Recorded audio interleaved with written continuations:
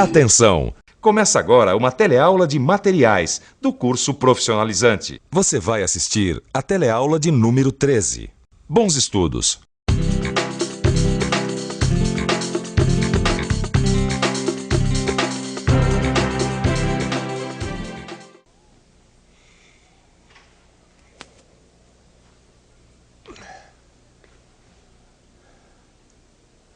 Olá! Hoje nós vamos falar sobre o número 1. Não, o número 1 não é o metal mais usado, nem é o metal mais valioso. O número 1 a que eu me refiro é o mais antigo, o cobre. O cobre é mais velho do que Roma. Ele é usado pelo homem há cerca de 6.000 anos. Então, está preparado? Pois então vamos meter a mão no cobre e aprender o máximo sobre ele. Você vai conhecer as propriedades do cobre e algumas das suas principais aplicações. Vai ver como é o processo de obtenção desse metal e os cuidados que se deve ter com o meio ambiente na sua exploração. Nela nada te faltará. Terra cujas pedras são de ferro e de cujas montanhas extrairás o cobre. Está vendo só? O cobre está aqui na Bíblia. Quer dizer, o valor desse metal vem pelo menos desde aquele tempo. Os antigos davam muito valor, muita importância aos territórios que tinham metais como o cobre. Dizem até que as minas do rei Salomão seriam minas de cobre.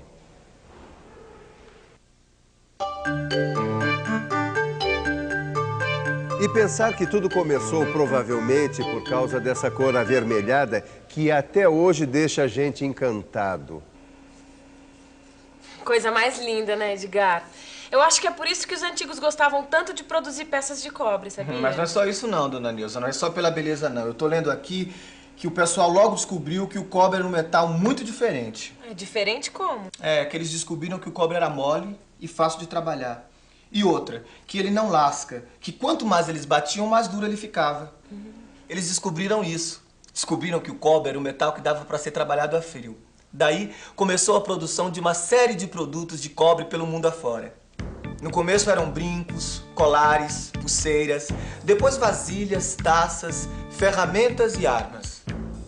Muito legal a história do cobre, né, Edgar?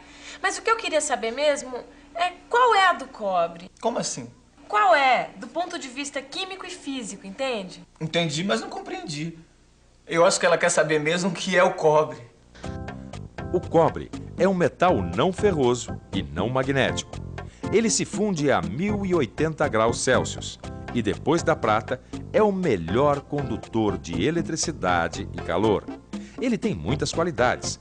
Além de ser dúctil, é maleável e também pode ser laminado a frio e a quente. No entanto, ele apresenta um problema: o seu custo.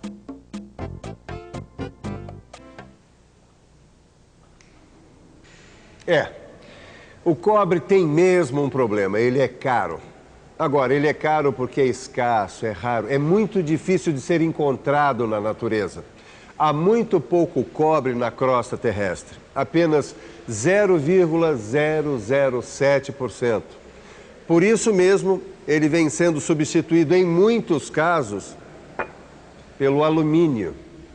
Agora, o cobre tem características especiais que fazem dele um metal excelente para determinadas aplicações, como você vai ver.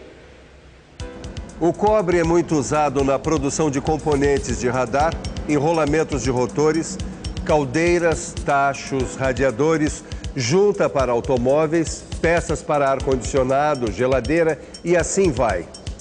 O cobre também é usado como elemento de liga porque ele aumenta, no aço, por exemplo, a resistência à corrosão.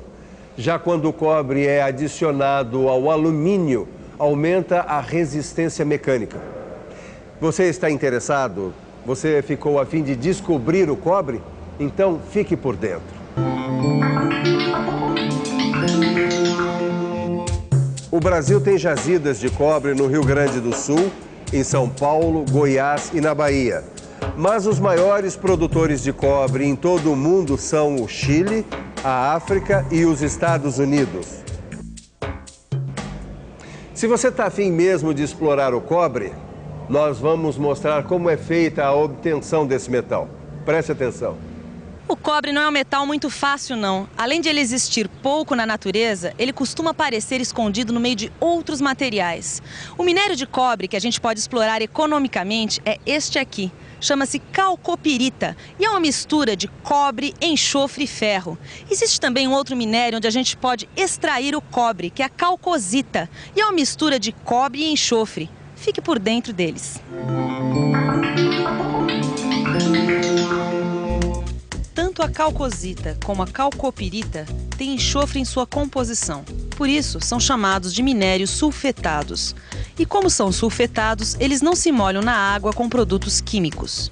Agora você vai ver as etapas de obtenção e processamento do cobre, começando pela trituração e moagem.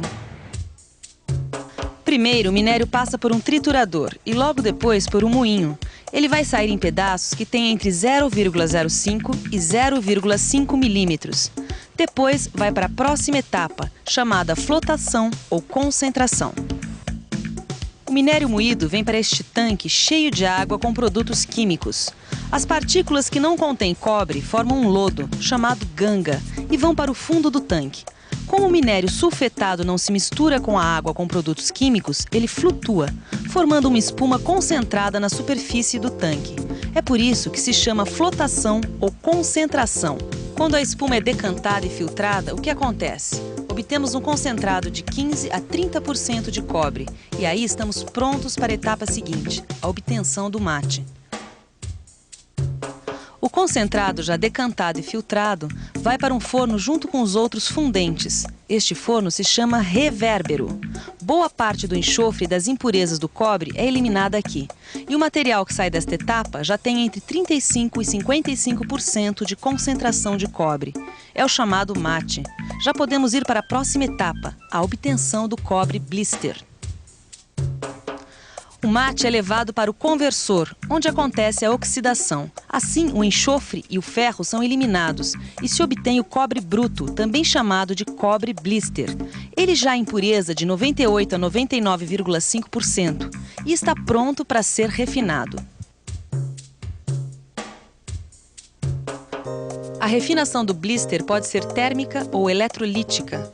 Na refinação térmica, o blister é fundido, eliminando mais impurezas. Ele alcança, então, 99% de pureza e está pronto para o uso comercial, sob a forma de chapas, tarugos, barras, fios ou tubos. Já a refinação eletrolítica é feita por eletrólise, como no caso do alumínio.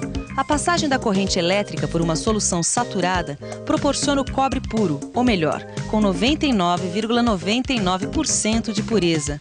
É o chamado cobre eletrolítico, muito usado na indústria eletroeletrônica. Além disso, o cobre é um elemento dominante em muitas ligas, como o latão e o bronze.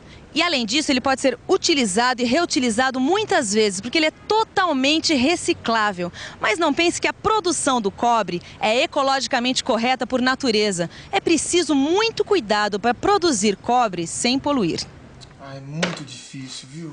Como é que é, hein, Edgar? Não, é que eu tava lendo aqui que o processo de obtenção do cobre causa muita poluição. Por isso que eles precisam desses sistemas de filtros. Os filtros são usados para coletar o pó gerado pelos gases dos calcinadores, fundidores e conversores. Aquilo lá faz uma fumaceira braba, que faz um mal danado. Isso sem falar, claro, no desperdício de metais que vão para o espaço junto com esse pó, né? Mas eu li também que essas partículas de poeiras podem ser pelotizadas, ou seja, transformadas em partículas maiores antes de serem recicladas. Essas soluções também podem ser recicladas ou neutralizadas e devolvidas ao meio ambiente sem nenhuma poluição. Você sabe o quanto é importante controlar a poluição nessas atividades de obtenção e beneficiamento dos metais. Mas vale a pena dar uma boa estudada nisso consultando livros e revistas especializadas. E vale a pena também rever tudo que você aprendeu acompanhando a revisão dessa teleaula. E atenção, se liga aí que é hora da revisão. Na teleaula de hoje, você aprendeu várias coisas sobre o cobre. Você conheceu as principais propriedades desse material, assim como algumas de suas aplicações em produtos industriais. E acompanhou todas as etapas da obtenção e do beneficiamento do cobre.